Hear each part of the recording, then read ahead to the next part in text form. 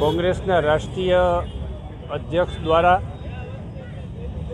ગુજરાતની જનતાનો સોમાન, ગુજરાતની અસ્મિતા ઉપર જે રીતે સાબિક રીતે જે કોંગ્રેસના અધ્યક્ષે જે પ્રકારનો પ્રયોગ કર્યો છે, આ કોઈ રાજકીય વિષય નથી, પરંતુ ગુજરાતના સોમાનનો પ્રશ્ન છે।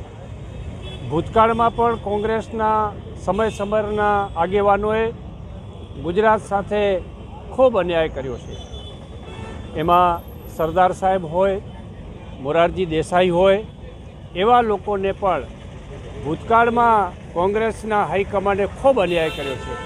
આજે ફરી એક વખત ગુજરાતના સમાન અને ગુજરાતના અસ્મિતા ઉપર કુઠાઘાત કર્યો છે। આ રાજકીય સંગઠન તરીકે નહીં, રાજકીય પક્ષ તરીકે નહીં, પરંતુ ગુજરાતના એક નાગરિક તરીકે ચોક્કસપણે આવા પ્રકારના વિધાનો છે એ વિધાનો આઘાતજનક છે અને ખૂબ જેને કહેવાય કે અપરિપક્વતાનું દર્શન આ વિધાનથી થાય છે। હું માત્ર રાજકીય પક્ષ તરીકે નહીં, પરંતુ સમગ્ર ગુજરાતની જનતા વતીથી કોંગ્રેસના અધ્યક્ષીને અને સમગ્ર કોંગ્રેસને કહેવા માગું છું કે આપ એ સ્પષ્ટ કરો કે ગુજરાત પ્રત્યે આપણી કેવી ભાવના છે।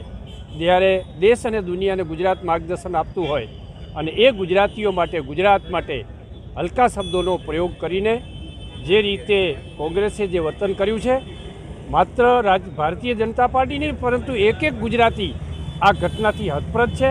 આ એમનો સોમાન ઉપરનું ઘા છે અને ગુજરાતની જનતા આને ક્યારે ભૂલી નહીં શકે અને યોગ્ય એને નશ્યત કરશે। ભૂતકાળમાં પણ કોંગ્રેસના અનેક આગેવાનોએ મોતના સોદાગર જેવા શબ્દોનો પણ પ્રયોગ કરીને ગુજરાતના સોમાનને, ગુજરાતની અસ્મિતાને, ગુજરાતની એકતાને અને ગુજરાતની સંસ્કૃતિને નુકસાન પહોંચાડવાનો પ્રયત્ન કર્યો છે। આજે ફરી એક વખતે ખૂબ મોટો ઘા ગુજરાતના સોમાન ઉપર કર્યો છે। સમગ્ર ગુજરાતની જનતા વતીથી કોંગ્રેસના અધ્યક્ષીને અને સમગ્ર કોંગ્રેસને કહેવા માગું છું કે એ સમગ્ર ગુજરાતની માફી માગે એવી મારી આજના દિને